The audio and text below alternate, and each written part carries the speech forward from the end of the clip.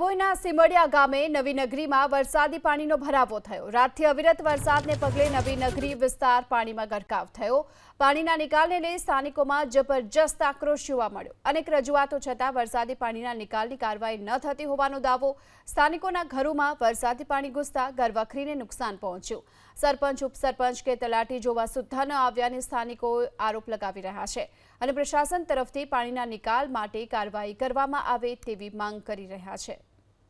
ડભોઈના સિમડિયા ગામે નવી નગરીમાં વરસાદી પાણીનો ભરાવો થયો। રાતથી અવિરત વરસાદને પગલે નવી નગરી વિસ્તાર પાણીમાં ગરકાવ થયો।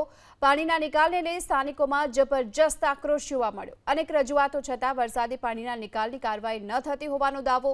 સ્થાનિકોના ઘરોમાં વરસાદી પાણી ઘૂસતા ઘરવખરીને નુકસાન પહોંચ્યું।